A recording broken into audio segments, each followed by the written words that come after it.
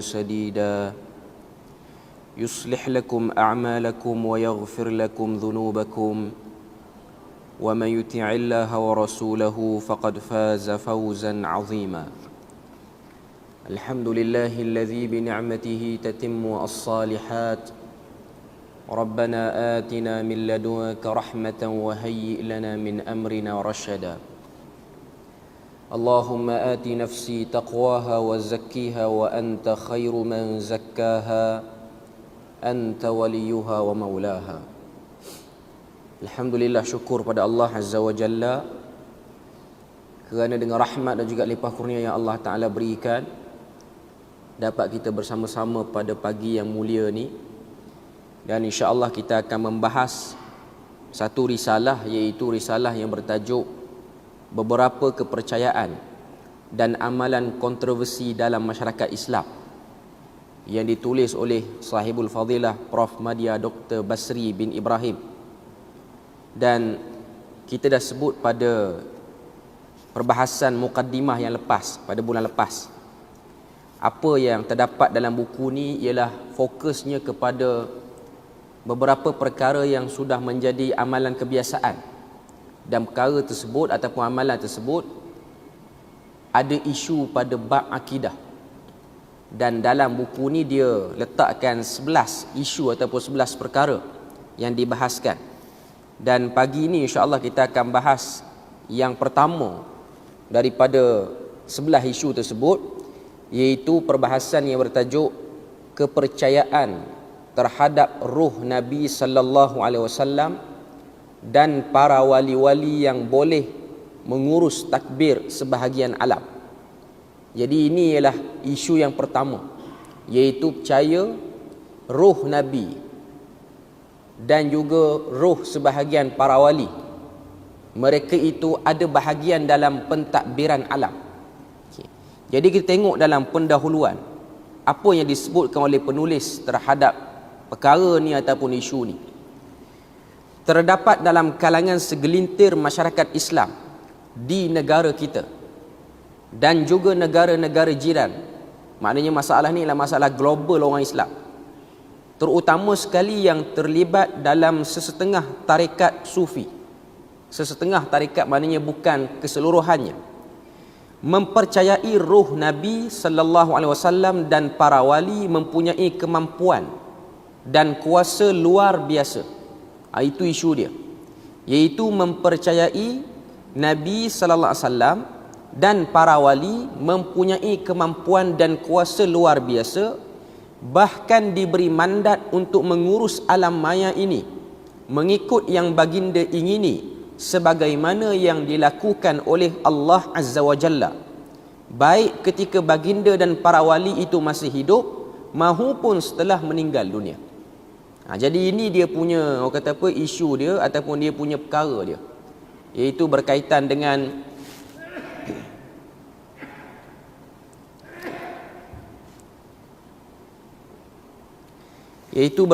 dengan kepercayaan bahawasanya Nabi dan juga para wali itu ada kuasa untuk mengurus takbir alam ini semasa Nabi hidup lagi dan semasa para wali itu hidup lagi. Jadi kita tengok apa yang disebutkan lagi. Dia kata bahkan pergerakan mereka selepas meninggal dunia dipercayai lebih hebat dan lebih bebas berbanding dengan pergerakan mereka sebelum meninggal dunia. Berbanding daripada pergerakan sebelum meninggal dunia.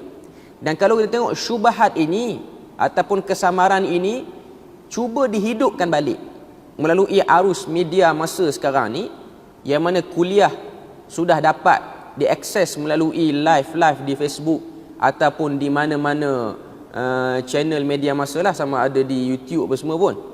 Maknanya ada sebahagian penceramah yang menghidupkan balik idea ni, dan memberikan dalil-dalil yang tidak masak sebagai sokongan terhadap bolehnya dan betulnya kepercayaan ini. Yang mana kalau kita tengok mereka menggunakan, salah satunya ialah ayat dalam Al-Quran. Allah Ta'ala sebut wala tahsabannal ladzina qutilu fi sabilillahi amwat. Janganlah engkau sangka mereka-mereka yang telah terkorban syahid di medan perang itu mati. Bal ahya'u, 'inda rabbihim yurzaqun. Bahkan mereka itu hidup dan di sisi Tuhan mereka diberi rezeki. Dan mereka kata ketika mana diorang dah mati inilah diorang lebih ada power dengan sebab diorang tidak ada lagi kesibukan dunia. Maknanya orang-orang saleh, para wali dan juga nabi-nabi, sama ada Nabi Muhammad ataupun nabi-nabi yang sebelum daripada ini, mereka lebih mempunyai masa untuk mengurus takbir sebahagian alam ini ataupun memperkenankan doa permintaan sebahagian manusia yang hidup pada zaman kemudian, sebab mereka tiada lagi kesibukan dunia. Mereka tak makan, mereka tak minum, mereka tak ada anak yang nak diberi perhatian, mereka tidak ada tanggungjawab untuk menafkahi isteri dan apa-apa. Jadi mereka yang duduk dalam kubur itu lebih banyak waktu ataupun masa untuk mendengar permintaan dan menguruskan hajat-hajat manusia di akhir zaman yang berdoa dan menyeru mereka. Jadi idea ni dihidupkan balik, perkara ni disebut balik dan cuba dinaikkan balik pada zaman ini ataupun pada tahun ini. Jadi kita tengok apa lagi yang disebut. Dia kata bahkan pergerakan mereka selepas meninggal dunia dipercayai lebih hebat dan lebih bebas berbanding dengan pergerakan mereka sebelum meninggal dunia. Bahkan ada yang membahagikan roh-roh orang yang sudah meninggal dunia itu kepada dua bahagian. Jadi diorang dengan kepercayaan ini diorang bahagikan kepada dua. Yang pertama, roh para wali yang tidak boleh menolong orang lain atau yang tidak boleh berurusan di alam maya. Alam maya ni bukan internet lah. Alam maya ni ialah alam semesta maksudnya. Maknanya ada sebahagian yang tak boleh diakses langsung, tak boleh berhubung langsung. Dan yang kedua ialah roh-roh para wali yang memang boleh menolong orang dan dipercayai boleh hadir dan memberi pertolongan dan hajat di waktu-waktu kecemasan. Roh-roh yang kedua itu dinamakan oleh sebahagian golongan yang terlibat sebagai roh suci, sebagaimana yang berlaku dalam seruan yang dilakukan oleh sebahagian kiai atau seumpamanya. Maknanya sebahagian ahli agama, ustaz, kiai, tok imam ke, tok lebay ke, apa semua istilah yang digunakan, mereka menyebut nama ini atas nama istighatsah ataupun kadang-kadang digunakan juga dengan nama tawassul. Jadi ini benda yang kita boleh tengok, perkara yang cuba dibahaskan. Roh-roh ini dipercayai boleh menolong apa sahaja yang diminta, asalkan permintaan itu bertujuan baik dan tidak melanggar hukum Allah, tetapi mestilah dibuat dengan cara adat istiadat amalan yang lebih terdahulu. Maknanya perlu ada opening dia untuk dapat akses dengan roh tersebut. Roh-roh tadi dapat menolong orang-orang lain sebagaimana mereka menolong orang ketika masih hidup. Dan biasanya bila mana sebut benda ni, golongan yang membolehkan dia akan menggunakan hujah. Dia kata benda yang dilakukan ni samalah dengan kita buat dalam urusan lain. Contoh sakit pergi jumpa doktor di hospital. Maknanya perbuatan minta tolong itu ialah sama dengan ikhtiar-ikhtiar syar'i yang lain, ikhtiar-ikhtiar yang diterima asbabnya. Maknanya sakit makan ubat, pergi jumpa pakar perubatan. Disamakan isunya roh orang yang dah mati ni dengan doktor ataupun ubat ataupun orang-orang yang tolong kita dan dia masih hidup dalam urusan kehidupan kita. Kepercayaan seumpama ini menyebabkan sesetengah orang begitu takut apabila berhadapan dengan syekh mereka yang mereka anggap sebagai wali. Maknanya kepercayaan ni telah ada sebelum wali itu meninggal lagi, sebelum orang soleh itu meninggal lagi, dan begitu menjaga adab dan mengelakkan sedaya mungkin daripada melakukan kesalahan bagi mengelakkan mereka terkena malapetaka atau mati mengejut dan sebagainya kerana dimarahi oleh syekh tersebut. Ini sebenarnya apa yang saya baca ni ialah dinukilkan daripada satu kitab, iaitu Jami' Karamat Al-Awliya, karangan An-Nabhani. Kemudian ia merupakan kesan daripada kenyataan daripada beberapa orang tokoh ulama yang terdahulu yang pernah menyatakan salah seorang wali telah berkata, saya meninggalkan kata-kata saya kepada suatu kun fayakun kerana beradab kepada Allah. Dikatakan sebahagian para wali yang dikatakan hebat itu, mereka ni pernah sebut, maknanya wali-wali yang dikatakan hebat ni, mereka ni pernah sebut waktu dia hidup, kalau tidak kerana adab aku kepada Allah Ta'ala, maka aku akan sebut macam Tuhan sebut, iaitu kun fayakun. Maknanya dia ada kuasa kun fayakun macam Allah Ta'ala juga. Okay. Tapi kalaulah bukan kerana adab, aku akan sebutlah. Tapi dengan sebab adab tu aku tak sebut. Ataupun contoh yang lebih mudah dan sekarang ni duk dengar bunyi, orang cerita ada sebahagian wali tu, dia ada kuasa boleh memadamkan api neraka. Tapi kalau tidak malu dan beradab pada Nabi, maka dia akan buat. Maknanya nak kata dia punya kuasa kadang-kadang lebih hebat pada Nabi, kadang-kadang boleh menandingi Allah Azza wa Jalla. Okay. Ini cerita-cerita yang diselit. Tujuan dia untuk angkat wali itu dan akhirnya memberi rasa takut. Dan syaitan mengambil kesempatan di atas rasa takut itu. Okay. Kita dah sebut pada mukaddimah sebelum ni. Allah Ta'ala sebut dalam surah Baqarah ayat 155, وَلَنَبْلُوَنَّكُمْ بِشَيْءٍ مِّنَ الْخَوْفِ. Kami akan uji kamu dengan sedikit rasa takut. Dengan rasa takut inilah kita akan diuji akidah kita, keimanan kita kepada Allah dan Rasul. Kita jangan baca ayat tu hanya kita lihat takut situ ialah takut perang, takut orang rompak duit kita, takut orang rosakkan harta benda kita, takut orang sakiti kita. Antara takut-takut yang boleh menjadi tempat syaitan menggoda kita ialah takut kepada orang yang disangka ada karamah itu, sehingga kita angkat dia nak dekat kepada level ketuhanan. Okay. Kemudian apa lagi yang disebut sini? Sebahagian daripada mereka juga beranggapan antaranya Ali radhiyallahu anhu, iaitu sahabat Nabi, pernah berkata kepada Umar An-Nabtini, berikan kopiahku ini kepada Syekh Abdul Wahhab Asy-Sya'rani dan katakan kepadanya, berurusanlah di alam maya ini. Okay. Maknanya ada satu orang yang dianggap sebagai tokoh, dan dia ni memang tokoh pun, Syekh Abdul Wahhab Asy-Sya'rani ni satu orang ulama. Okay. Dikatakan dia ni telah diberikan kopiah oleh Ali bin Abi Talib. Dia ni jauhlah zaman dengan Ali bin Abi Talib.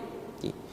Kerana dapat kopiah tu, dia seumpama watikah. Macam kita tengok sebahagian, kata apa, majlis-majlis convocation ke apa-apa semua, dipakaikan jubah ataupun diberikan kopiah, itu perlambangan kepada mandat yang diberikan. Okay. Cerita-cerita seperti ini ialah cerita-cerita yang ditambah-tambah untuk menampakkan kehebatan para wali itu. Dan ia juga berlaku di kalangan masyarakat Melayu kita. Antara tokoh-tokoh wali yang selalu dikaitkan dengan tokoh tambah ceritanya ialah Tok Kenali dan juga Tok Kupalo, sebahagiannya. Ada cerita-cerita yang over diletakkan pada dia. Dua orang tu memang orang saleh, memang alim lah. Memang kita kata dia ada jasa pada umat Islam di negara ini. Okay. Cuma kadang-kadang cerita-cerita karamah yang kadang-kadang ditambah atas dasar hormat sebenarnya. Dan rasa hormat tu bagus. Tapi rasa hormat tu diambil kesempatan oleh syaitan untuk memasukkan rasa kagum yang tak sepatutnya pada makhluk. Rasa kagum tu patut pada Allah Ta'ala, tapi dia pergi pada makhluk itu. Lalu datanglah cerita-cerita karamah yang kadang-kadang tak betul. Tak dinafikan, kedua-dua ni mungkin ada karamah yang Allah Ta'ala beri, tapi kadang-kadang cerita yang tidak cermat datang daripada mulut sebahagian ahli agama yang bersikap tidak cermat daripada awal lagi. Inilah satu benda yang kita tengok, kebanyakan orang yang cerita karamah ni, sifat dia orang tidak cermat dalam menukilkan kata-kata. Bila mana sebut hadis Nabi, tidak bertanggungjawab menyebutkan sumber hadis Nabi, hanya sekadar sebut pula dalam logat bahasa kita yang payah untuk kita trace dalam bahasa Arab, sebab Nabi tak bercakap dengan logat negeri tertentu. Kadang-kadang dia terjemah kan. Sebahagian orang kita yang isu yang terbaru ni, isu ada hadis, dikatakan ada hadis Nabi ni pernah tegur sahabat yang baru kahwin, kenapa tak berinai, sahabat lelaki. Dia sebut hadis itu, dia kata benda tu Nabi pernah tegur. Tapi hadis itu di mana? Tidak diketahui hadis itu. Okay. Cuma sebut, matan Arab pun tak bunyi walaupun sepatah, tiba-tiba kata ianya ialah daripada Nabi. Satu orang yang meriwayatkan hadis, satu orang yang mendakwa dirinya sayang Nabi, yang selalu duk kempen orang sayang Nabi, dia kena tahu antara etika berurusan dengan Nabi ialah bertanggungjawab pada setiap perkataan yang disandarkan pada Nabi. Itu juga etika. Jangan hanya melihat mencontohi Nabi hanya pada pakaian semata-mata, hanya pada luaran perspektif sahaja, tapi inilah etika-etika yang diajar oleh Nabi sendiri, yang dititik beratkan oleh para sahabat, sampailah dibawa legasi ini oleh para ulama, terutamanya para ahli hadis. Okay. Jadi ini benda yang kita boleh tengok, cerita-cerita yang over ditokok tambah itu ianya keluar daripada rasa hormat, tapi cerita itu menambah rasa takut yang sudah tidak betul haluannya. Okay. Kemudian kita tengok lagi, As-Sayadi menjelaskan, Ahmad Ar-Rifai pernah berkata, ini tarikat Rifaiyah, apabila Allah menyerahkan urusan pentadbiran alam mutlak kepada wali, segala urusannya menjadi urusan Allah. Apabila dia mengatakan kepada sesuatu jadilah, maka jadilah benda itu. Jadi ada kepercayaan para wali ini diberikan kuasa oleh Allah Ta'ala, iaitu kuasa kun fayakun. Kemudian dinukilkan kata-kata Imam As-Suyuti dalam kitab beliau Al-Hawi lil Fatawa. Imam As-Suyuti pula menyebutkan Allah Ta'ala mengizinkan kepada para nabi untuk keluar daripada kubur-kubur mereka dan berurusan di alam malakut yang tinggi dan rendah. Imam Suyuti ni dia nukil, bukan dia bersetuju, dia cuma nukil. Memang sifat dia menukilkan semua benda. Itu memang benda yang dia selalu sebut. Okay. Kemudian kita boleh tengok yang disebut juga oleh satu orang tokoh mutaakhirin, dan tokoh ni adalah tokoh yang diagungkan oleh sebahagian golongan yang cenderung kepada sufi, iaitu Sayyid Muhammad Alawi Al-Maliki Al-Hasani rahimahullahu ta'ala dalam buku dia Mafahim Yajibu an Tusahhah. Seorang guru besar yang duduk di Rusaifah di Makkah, dah meninggal lama dah pun. Okay. Dan ramailah anak-anak murid dia yang di Malaysia ni yang dikatakan belajar dengan beliau. Muhammad Alawi Al-Maliki menyatakan Nabi SAW itu hidup di dunia dan juga di akhirat, dan sentiasa mengambil berat tentang umatnya dan berurusan di alam maya dengan izin Allah, dan sangat mahir tentang selok beloknya. Tidak ada tempat bergantung selain daripada Nabi. Ini yang beliau sebut. Jadi yang dia sebut ni problem sikit lah. Sebab dia sebut, dia kata Nabi SAW itu dia ada hubungan dan dia ambil berat terhadap urusan umat dia, sehingga Tuhan beri kepada Nabi itu berurusan di alam maya ni. Maknanya Nabi boleh akses keadaan umat di akhir zaman ni, sehingga Nabi akan masuk dalam mimpi orang tertentu. Kita kata mimpi Nabi itu bukan benda yang diingkari. Okay. Tapi bila mana benda-benda yang diorang dapat dalam mimpi itu sudah menyentuh keaslian agama yang asal, maka itu yang diragui, itu yang dipertikaikan. Seolah-olah beliau lupa. Ini penulis yang kritik lah kata-kata Alawi Al-Maliki, Syekh Muhammad Alawi Al-Maliki Al-Hasani. Seolah-olah beliau lupa kepada firman Allah Azza wa Jalla, iaitu ayat 50 surah Az-Zariyat. Allah Ta'ala kata, fafirru ilallah inni lakum minhu nadhirum mubin. Katakanlah wahai Muhammad kepada mereka, bersegeralah kamu kembali kepada Allah dengan bertaubat dan taat. Maknanya ayatnya menjadi dalil, bila mana ada masalah kita kembali pada Allah Ta'ala. Bila mana kita ingin bertaubat, kita kembali pada Allah Ta'ala. Taubat, taat, semuanya kembali pada Allah Ta'ala. Inni lakum minhu nadhirum mubin. Katakanlah wahai Muhammad kepada umat kamu, aku ini kepada kamu semua nadhirum mubin, pemberi amaran yang nyata. Itu pangkat yang Allah Ta'ala beri pada Nabi. Dalam ayat lain, basyiran wa nadhira. Ini ialah dua benda yang selalu Allah Ta'ala sebut dalam Al-Quran untuk mengisyaratkan kepada kedudukan Rasul, khususnya Nabi Muhammad. Dia seorang basyir, pemberi berita gembira, pembawa berita gembira. Nadhir, pembawa berita-berita yang bersifat amaran, benda-benda yang tak boleh dilakukan. Jadi ini benda ataupun perkara yang kita kena tahu dan kita kena sedar. Imam Al-Qarafi dalam Mawsu'ah Ahli Sunnah fi Naqdi Usul Firqah Al-Ahbash, Imam Al-Qarafi menghukumkan kenyataan di atas sebagai kufur secara terang-terangan. Bila mana satu orang yang mengatakan Nabi itu ada mandat, bukan Nabi sajalah, Nabi, para wali, orang-orang saleh yang terkemudian, yang sudah mati ni, dianya boleh mengurus alam maya dan ada bahagian daripada kuasa itu. Al-Qarafi kata perkataan ini akan menyebabkan satu orang tu dekat kepada kufur yang terang-terangan, sebagaimana yang disebutkan oleh Ibn Hajar Al-Haythami. Al-Haytami. Maknanya ini benda yang kita boleh tengok disebutkan oleh daripada kalangan para ulama yang cenderung kepada kesufian ataupun tasawuf itu sendiri. Okay. Katanya kenyataan sebegini telah keluar daripada setengah golongan ahli sufi. Mereka mengatakan si fulan telah diberikan kalimah kun, dan ini adalah satu kekufuran yang jelas. Ini yang disebut oleh Ibn Hajar Al-Haytami rahimahullahu ta'ala. Okay. Sekarang ni dalam risalah kita ni, dia nak sebut pada kita beberapa kesan orang yang percaya dengan benda ni, terutamanya masyarakat dan ummah. Ada beberapa poin yang dia senaraikan sini. Apa kesan dia bila mana ada orang percaya Nabi, para sahabat, wali-wali, mereka ini ada kuasa urus takbir sebahagian alam. Mereka tak urus semua, tapi mereka ada kuasa. Dan benda ini dia lebih kurang dengan apa yang ada dalam Syiah, terutamanya Syiah Ar-Rafidah dan Ismailiyah, yang mempercayai Imam 12 itu ialah ada bahagian untuk menguruskan alam ini. Bahkan mereka mengetahui setiap zarah yang bergerak di muka bumi ini, berapa tetesan air hujan yang akan turun di negeri itu. Itu termasuk daripada pengetahuan Imam 12 ataupun orang-orang yang dianggap sebagai dekat dengan Tuhan ni. Okay. Risiko kepercayaan sebegini adalah besar kepada Islam dan akidah umat. Kerana yang pertama, membuka ruang kepada setengah orang jahil untuk menyatakan dan menggambarkan Allah Ta'ala itu tidak sempurna dalam pentadbirannya, kerana memerlukan kuasa makhluk bagi melengkapkan kuasanya dalam menguruskan alam maya ini. Bila mana ada orang percaya Nabi, Rasul yang dah mati, bahkan lepas mati lebih lagi mereka ni ada kuasa besar berbanding hidupnya, ini menunjukkan bahawasanya Allah Ta'ala itu dia berkongsi pengurusan pentadbiran, menafikan sebahagian daripada kesempurnaan Tuhan.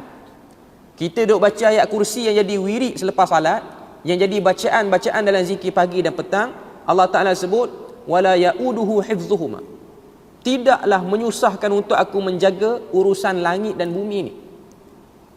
Dan itu ialah ayat yang kita boleh tengok penafian Allah Ta'ala itu bergantung pada makhluk untuk mengurus takbir alam. Yang kedua, kesan dia membuka ruang kepada setengah orang yang jahil untuk menggambarkan makhluk tertentu seperti para nabi maupun para wali, baik masih hidup ataupun sudah meninggal dunia, mempunyai kuasa hebat dalam mengurus alam maya ini seperti mana yang dilakukan oleh Allah Ta'ala. Ini bercanggah dengan keterangan Al-Quran dan menjelaskan makhluk mempunyai kuasa yang terbatas pada masa hayatnya mengikut yang dianugerahkan Allah, dan kuasa tersebut tidak lebih daripada sebahagian kecil daripada kemudahan yang diperuntukkan Allah Ta'ala kepada manusia. Okay. Apa yang kita bincang ni bukan menafikan karamah, tapi apa yang kita sebut ini ialah kepercayaan yang keluar daripada over sangat nak kata kawan tu ada karamah. Dia keluar daripada tu. Okay. Macam saya sebut tadi, benda ni, fahaman ini, ideologi ini dia datang kerana nak hormat. Itu peringkat awal. Nak hormat orang alim, nak hormat Nabi. Benda tu boleh, benda tu tak salah. Hormat Nabi ni, beradab dengan Nabi, beradab dengan orang alim, ianya benda yang dituntut. Okay. Tapi bila mana kita sudah pergi kepada bahagian yang lebih jauh lagi, yang mana Nabi pernah larang untuk kita pergi ke sempadan itu, tapi kita pergi juga, maka ia akan memberi efek kita terhadap beberapa sifat-sifat Tuhan yang perlu kita imani. Yang mana kita nak tengok Allah Ta'ala itu Al-Mudabbir, dia pentadbir mutlak, tidak ada mana-mana pihak yang dilantik. Hatta Jibril, malaikat, dan mana-mana makhluk tidak berkongsi pada urusan alam ini melainkan Allah Azza wa Jalla. Dan itu lebih sempurna bagi sifat ketuhanan berbanding kepercayaan ni. Kepercayaan ni ada unsur untuk mengurangkan sifat Tuhan. Okay.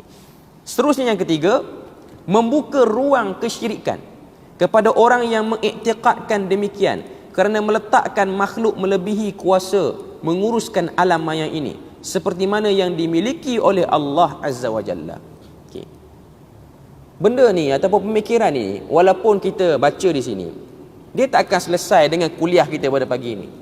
Sebab benda ni sudah jadi barah ataupun sudah jadi satu stand kepada sebahagian orang, terutamanya orang-orang yang ada authority dalam agama, yang juga ada kuasa bercakap yang luas, yang juga ada pengaruh yang luas. Okay. Dan dia akan jadi satu pertembungan yang tak akan selesai. Okay. walaupun disokong dengan hujah-hujah yang kuat, seperti mana hadis yang diriwayatkan daripada Anas bin Malik kalau saya tak silap, ketika mana Madinah mengalami kemarau di zaman Umar Al-Khattab, bukan hadis lah, asar, di zaman Umar Al-Khattab jadi khalifah, bila mana Madinah mengalami kemarau. Zaman Umar Al-Khattab jadi khalifah Amirul Mukminin, Nabi dah meninggal dah. Maknanya Nabi dah meninggal, Abu Bakar pun dah selesai dah memerintah, dah meninggal dah pun. Naik pula Umar Al-Khattab, Amirul Mukminin. Umar Al-Khattab, satu orang sahabat yang menggunakan istilah Amirul Mukminin ni beliau radhiyallahu anhu. Okay. Jadi bila mana berlakunya kata apa? Kemarau di Madinah, kebiasaan waktu Nabi hidup, kalau berlaku kemarau, Nabi lah yang akan menjadi tempat untuk sahabat ni berdoa, ataupun suruh Nabi itu berdoa supaya turun hujan. Kan ada hadis yang diriwayatkan oleh Imam Muslim, satu orang Badui datang daripada Mudar, perkampungan Mudar, datang kepada Nabi waktu Nabi tengah khutbah. Tapi tak disebutlah hadis tu sama ada khutbah Jumaat ataupun khutbah umum. Tengah-tengah Nabi duduk khutbah tu, dia kata, wahai Rasulullah, kampung kami ni lama dah tak hujan. Lama dah tak hujan. Tolonglah berdoa pada Allah Ta'ala. Sebahagian riwayat mengatakan itu ialah khutbah Jumaat. Maknanya Nabi duduk atas mimbar dan dia datang dan dia kata kepada Nabi, tolong doa pada kampung kami ni supaya hujan. Nabi dia sedikit terganggu dengan perbuatan tu. Dia rasa macam tak selesa lah, dia tengah duduk cakap, tiba-tiba ada orang potong dengan sebab kawan tu Badui. Nabi pun berdoa, turunkan hujan di perkampungan Mudar. Hujan turun berterusan seminggu sehingga banjir kampung tu. Datang pula kawan tu Jumaat seterusnya, ya Rasulullah, tolong minta pada Tuhan suruh berhenti pula hujan. Sebab banyak sangat dah banjir, jadi rosak pula tanaman. Okay. Jadi itu perbuatan yang dilakukan, dan itu dibolehkan dan dibenarkan pada Nabi hidup, pada waktu Nabi hidup, dan benda tu tidak ada masalah pun. Okay. Nak tunjuk pada kita apa dia? Nak tunjuk pada kita bahawasanya ini ialah bahagian daripada kefahaman yang benar untuk kita tahulah, untuk kita sedar benda tu. Okay. Pada zaman Umar Al-Khattab, bila mana hujan tak turun di Madinah, apa yang Umar Al-Khattab buat?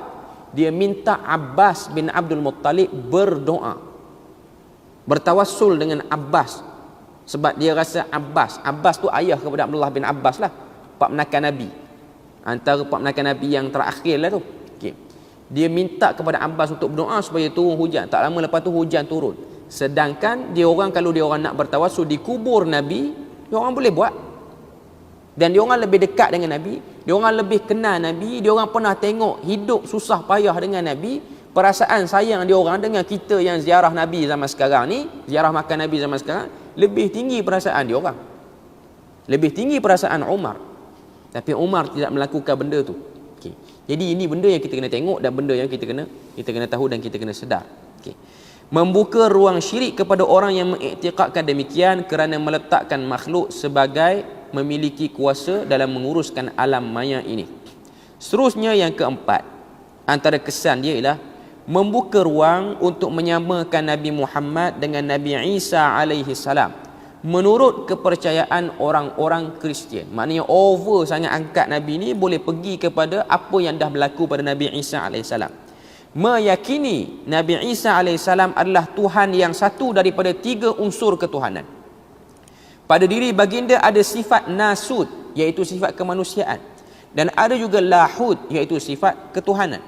Ini bermakna baginda mempunyai kuasa yang hebat seperti mana yang dimiliki oleh Allah menurut kepercayaan penganut agama Kristian, kerana baginda adalah salah satu daripada 3 Tuhan.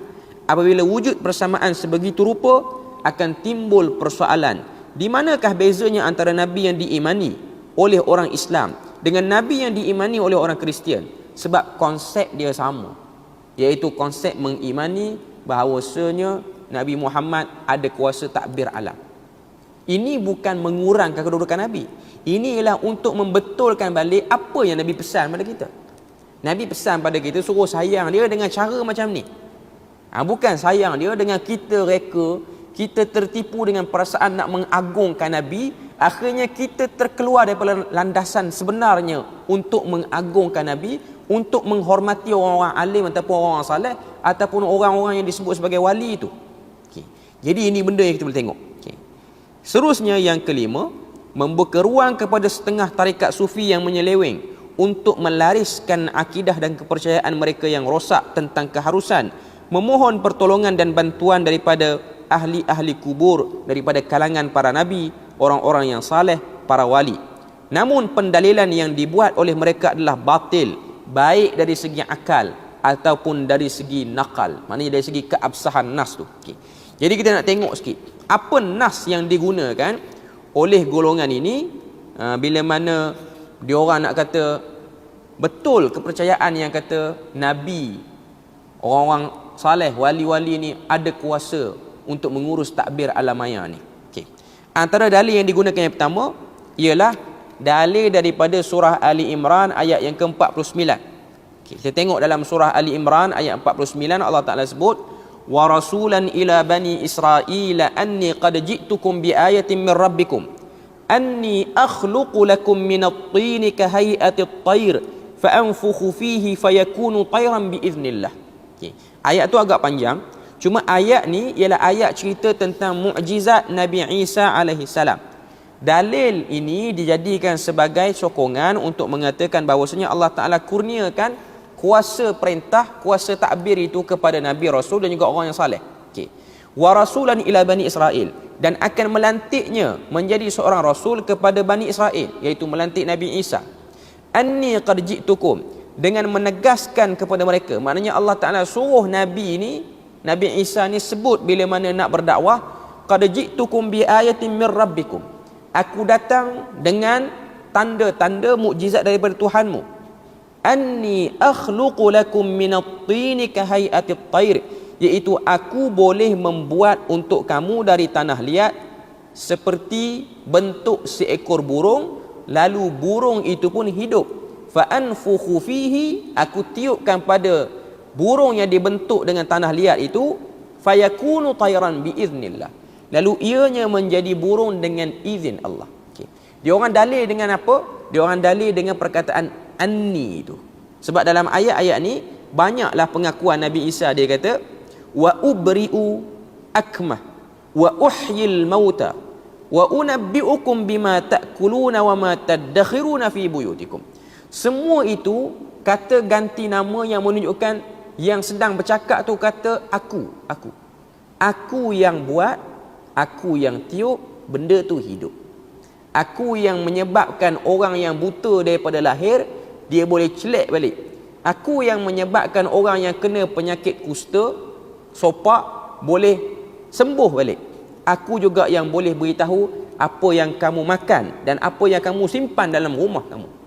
Perkataan aku itu menunjukkan bahawasanya juzuk daripada ketuhanan telah diberikan kepada Nabi Isa. Okay. Sebenarnya ini ialah satu istidlal yang sangat jauh, sebab dalam ayat yang sama Tuhan sebut biiznillah, dengan izin Allah Ta'ala. Dia tinggal yang situ. Dia syok baca anni unabbi'ukum, dia syok baca wa ubri'ul akmah, dia terlupa yang dalam ayat yang sama Allah Ta'ala sebut biiznillah, dengan izin Allah. Dan kalau kita kata dia terlupa pun, dia akan takwil juga yang ni. Dia kata biiznillah itu ialah menunjukkan watikah dah diberikan, ataupun kuasa tu dah diberikan. Sebab memang golongan yang seperti ini, dia orang terkenal dengan kaedah takwil semua benda untuk membolehkan benda yang dia orang imani dan dia orang percaya tu. Cuba cari lorong sesempit mana pun untuk celah juga, untuk kata benda ni boleh, benda ni tak ada masalah. Okay. Saya sebut sikit dalam masa yang ada beberapa minit lagi. Analisis dalil. Jika diperhatikan kepada ayat di atas, ia merupakan satu pendalilan yang batil, kerana ia langsung tidak membuktikan Nabi Isa AS mempunyai kuasa menghidupkan orang yang telah mati, kerana apa yang berlaku kepada baginda itu tidak lebih daripada mukjizat yang dia anugerahkan oleh Allah Azza wa Jalla kepada baginda bagi menyokong kebenaran risalah dakwah yang dibawa oleh baginda. Ia berlaku bukan dengan kehendak baginda, tetapi dengan izin Allah, sebagaimana yang terdapat dalam kandungan ayat di atas. Ia juga tidak berlaku pada setiap masa dan ketika, sebaliknya pada masa yang dikehendaki oleh Allah Ta'ala sahaja, iaitu pada masa terdapatnya cabaran daripada orang-orang yang tidak beriman, agar baginda menunjukkan kekuasaan Allah Subhanahu wa Ta'ala. Okay.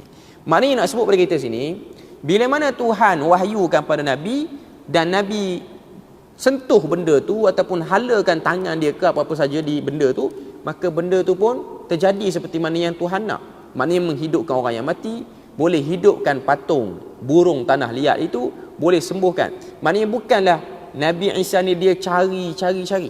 Dia sudah dicabar. Sebab tujuan mukjizat itu ialah untuk melemahkan orang yang mencabar. Sebab perkataan mukjizat tu mari pada ajaza. Bila mana ada cabaran, baru keluar mukjizat. Bukan tak ada cabaran, saja-saja duk buat show pada orang. Itu bukan. Itu bukan yang dimaksudkan dengan mukjizat. Menurut Syekh Ahmad Syakir, salah seorang ulama di Azhar, dalam kitab beliau Umdatut Tafsir Anil Hafiz Ibn Kathir, dia kata ayat di atas menjelaskan kepada kita setiap Nabi diutuskan oleh Allah Ta'ala itu dengan mukjizat yang sesuai dengan keadaan zaman dia diutuskan. Yang banyak berlaku pada zaman Nabi Musa ialah amalan sihir dan sikap membesarkan sihir. Lalu Allah Ta'ala mengutus baginda dengan mukjizat yang menyebabkan mata-mata manusia terbeliak, iaitu tongkat Nabi Musa yang berubah menjadi ular, menelan kata apa, ular-ular yang telah disihir daripada simpulan tali ataupun tongkat-tongkat yang lain. Dan pada zaman Nabi Isa pula, dia diutuskan pada zaman wujud ramai para doktor dan para pakar ilmu biologi. Jadi mukjizat yang ada pada Nabi Isa itu mendiamkan dia orang. Dan pada zaman Nabi Muhammad pula, ialah kehebatan orang pada zaman tu ialah kalam yang fasih, perkataan yang elok, mengeluarkan perkataan-perkataan yang hebat sehingga orang terpesona. Sebab tu Nabi sebut inna minal bayani sihra, daripada kebolehan bercakap yang fasih ni. Sebab orang Arab kebanyakan dia orang ialah buta huruf pada zaman Nabi khususnya. Tapi dia orang bila bercakap, bahasa dia orang tu fasih, tidak ada salah tata bahasa. Walaupun pada zaman itu tata bahasa Arab belumlah dijadikan sebagai disiplin ilmu khusus. Sebab tu kalau kita tengok ada kisah sebahagian sahabat, dia baca Quran salah baris. Kalaupun tabi'in, kalau bukan sahabat tabi'in, saya tak ingat siapa tabi'in ni, salah baris di hadapan seorang badui yang tak tercemar bahasa Arab dia, yang tak tercemar, iaitu ayat daripada surah Al-Maidah, as-sariqu was-sariqatu faqta'u aydiyahuma jazaa'an bima kasaba nakalan minallah. Ayat yang menceritakan tentang pencuri lelaki dan perempuan itu perlu dipotong tangannya. Lepas tu yang ujung tu ayat Al-Fasilah, penutup pada ayat tu, dia salah perkataan. Arab Badui ni tak kenal Islam banyak pun. Dia pun bukanlah belajar nahwu secara mendalam. Cuma dia perasan, dia kata perkataan ni tak munasabah dia letakkan pada ayat ni. Nak tunjuknya ialah ketinggian sastra walaupun buta huruf.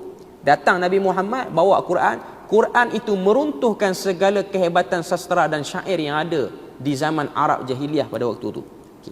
Selain daripada itu, menghidupkan orang yang mati merupakan mukjizat yang hanya khusus dianugerahkan Allah kepada Nabi Isa sahaja dan tidak dianugerahkan kepada nabi-nabi dan manusia lain. Walaupun ada orang dakwa Nabi Muhammad pun ada hadis mengatakan Nabi pernah hidupkan orang mati.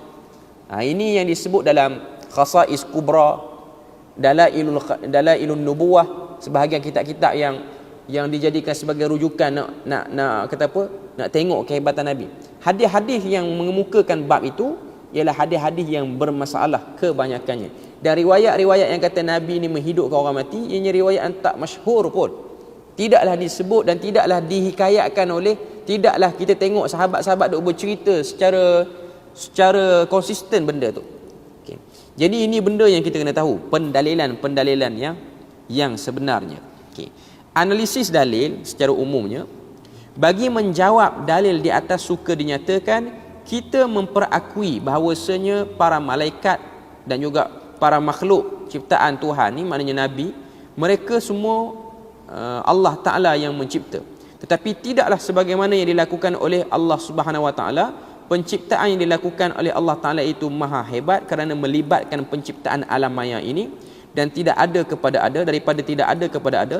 Sebaliknya penciptaan yang dilakukan oleh makhluk lebih berbentuk merubah bahan atau mengurus sesuatu yang sudah sedia ada yang diciptakan oleh Allah Ta'ala di alam maya ini. Maknanya penciptaan yang dilakukan ataupun mukjizat-mukjizat yang dilakukan itu Ianya ialah perubahan daripada asal, bukan benda baru, bukan juga kuasa ketuhanan yang kata ada pada Nabi dan Rasul itu. Jadi itu secara umum. Kalau dalam risalah kita ni panjang dia sebut analisis dalil satu persatu dan di mana percanggahan dia dengan nas. Cuma yang tu mungkin kita akan sebut pada minggu depan lah.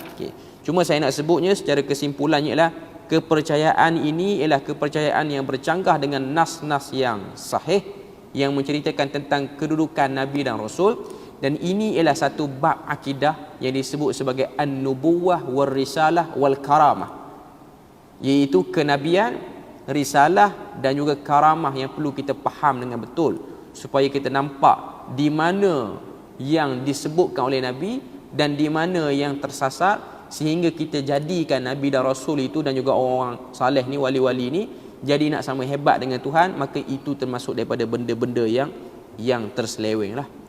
Jadi rasanya kita berpada situ je untuk hari ini, untuk pagi ini. Moga Allah Ta'ala beri rahmat dan berkat. Dan insyaAllah kita akan sambung lagi pada bab ni. Dia masih lagi ada beberapa dalil yang saya rasa penting untuk dikongsi. Cuma dengan sebab kita nak buka pendahuluan je dulu. Jadi insyaAllah kita akan sambung pada seterusnya. Subhanakallah wa bihamdik. Ashhadu an la ilaha illa anta wa astaghfiruka wa atubu ilaik. Wassalamualaikum warahmatullahi wabarakatuh.